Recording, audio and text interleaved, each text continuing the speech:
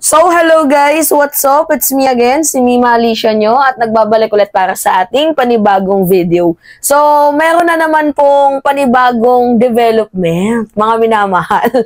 Itong KOJC. Sala sa init, sala sa lamig. So, sa madaling sabi mga minamahal, nagpaparinig na sila na parang inaabandona na nila.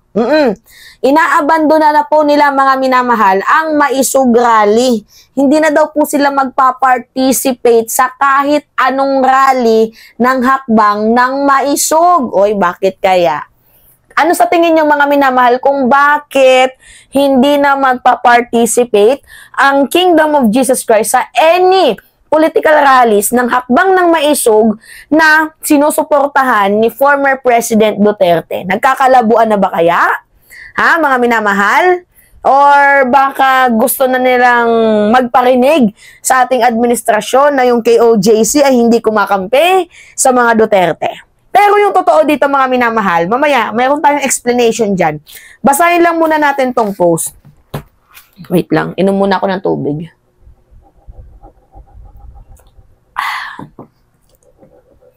Sabi dito sa post ni Marlon Acobo, yung executive minister po ng KOJC, notice of Kingdom of Jesus Christ non-participation in maisog rally. Due to the many constraints, the Kingdom of Jesus Christ is no longer able to participate in any maisog rallies. Bakit ngayon nyo lang yan naisip? Bakit ngayon nyo lang yan naisip? Yan yung nakakapagtaka. Diba? Bakit ngayon nyo lang yan naisip na in the first place, hindi naman talaga dapat kayo sumasama sa hakbang ng maisog rallies? Dahil ano yung magiging benefit sa inyo ng pagsasama-sama nyo sa mga rally na yan? Eh diba, nagtatrabaho kayo sa piing ng ating Panginoong may kapal. So supposedly, ang ginagawa nyo ay nagpapangaral ng salita ng Diyos. Diba? Yan dapat yung ginagawa ng mga simbahan. Pero hindi ko lubos mawari na yung sa simbahan mismo, especially, Kingdom of Jesus Christ yung tawag sa pangalan ninyo. Tapos makikita namin yung KOJC sumasama sa mga rally na puro paninira. So ano yun? Pagkatapos ng simba, diretso maninira? Ganun ba yung gawain ninyo? Di ba ang pangit? So dito pa lang nagtaka ko, bakit ngayon nyo lang naisip yan? Na in the first place, dapat noon pa. Dapat hindi nyo na sana ginawa Di ba? So nandyan na kayo sa peak ng punto na rally na kayo ng rally, ba't hindi nyo na lang ituloy? Di ba? Okay, kaloka. So mula dito, KOJC Ministry Work and Evangelism. Aminado naman pala kayo na nagtatrabaho kayo as a evangelist. Alam niyo yung evangelist mga minamahal, recruitment yan. So recruitment na, sumama ka dito sa amin, 'di ba? May group evangelist tayo. Yung mga ganon, yung nagbabasa, Bible study, walang masama. Kaso sa tingin ninyo, may marirecruit pa ba kayo na yung puon ninyo na si Kibuloy ay ngayon arestado sa kasong sexual abuse, human trafficking? Di ba may mga kinakaharap na kasong ganon? At FBI most wanted list. So paano may sasapi pa sa ministry ninyo? Yung tagapangaral ninyo, sexual abuser, human trafficker, di ba? Human rights violator. Sino pa yung sasama sa inyo yan? Diba? Wala na. Diyos ko naman. Or baka naman kailangan nyo pa ng mas maraming tagapalimos. Kasi yan naman talaga yung ginagawa ng KOJC, diba? Namamalimos. Meron pa nga meron akong message na natanggap nung isang araw. Ang sabi sa akin ni Eva Punzalan, Alicia, this is a member of KOJC dito sa amin, Seattle, Washington State, USA. Namamalimos. Yan namamalimos, mga minamahal.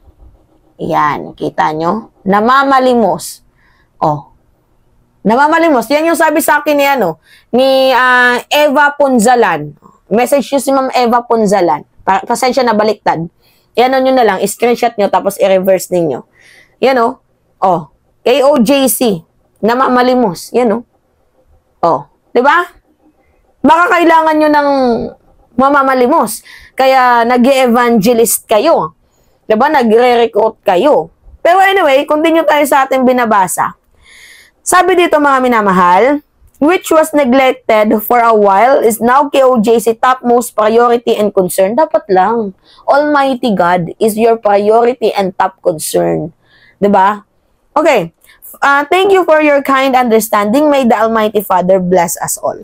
Pero hindi nyo ba nakikita mga minamahal na siguro hindi na sila a-attend sa rally? Ako in my own affirmation to in my own and humble opinion, I think kaya hindi na sila sasama sa mga rally-rally na yan kasi wala na silang funds. Especially si Kibuloy. Nagigets nyo? I think hindi na sila makakasama sa mga get-together rally ng Hakbang ng Maisog dahil yung KOJC bankrupt na. Hindi naman totally bankrupt as in wala na silang asset kasi naka-freeze for 6 months. Actually, 20 days lang sana yun yung request ng AMLAC. Kaso dahil nga, kailangan ng mabusisi sa pag-interview na to, sa deep knowledge, kung saan nga ba talaga totoong nanggaling, ang funds. Kasi kahit pagsama-samahin natin lahat ng bigay ng KOJC, hindi yan makakapagpagawa ng bilyones na tawag dito, yung parang ala Araneta Coliseum. Diba? Yung bilyones, hindi makakabuo ng ganun mga minamahal. Kaya nga sabi ko, it's either, diba, merong nagfa-funds kay Kibuloy na alam naman natin na galing sa corrupt official. Which is yan nga po yung sinabi ni Antonio Trillanes, diba? Ni former Senator Antonio Trillanes, na hindi malabo na yung pera ni Kibuloy sa kanyang mga bank asset dahil nga ginawang ministry, diba, ginawang si former President Duterte administrator, hindi malabo na yung pera na yun ay galing kay Duterte at pinipigilan niya na ma-freeze. So, to be honest, mga minamahal, I think bankrupt ngayon ang KOJC. Wala silang funds. Wala silang pondo. Kasi 6 months, sa February pa, 2025, next year, mau-open muli yung asset ni Kibuloy kung mapapatunayan na hindi yun galing sa masama. Kasi according sa AMLAC, yung ginawa ng pamamalimos ng kulto ni Kibuloy, tapos paggamit ng iba't ibang mga accounts galing sa OFW para may padala sa kanila is a violation.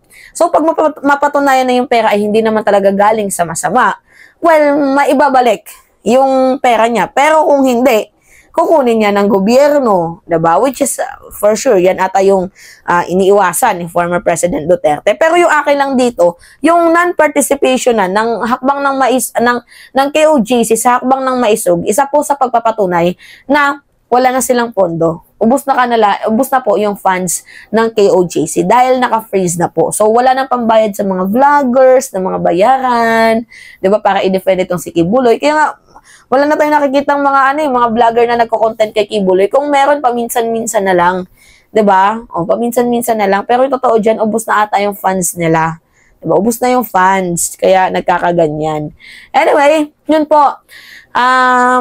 Yan po yung sabi ni Marlon Acobo, yung executive minister. So, it's me again, si Mima Alicia nyo, at nagbabalik ulit para sa ating panibagong video. Maraming salamat, mga minamahal.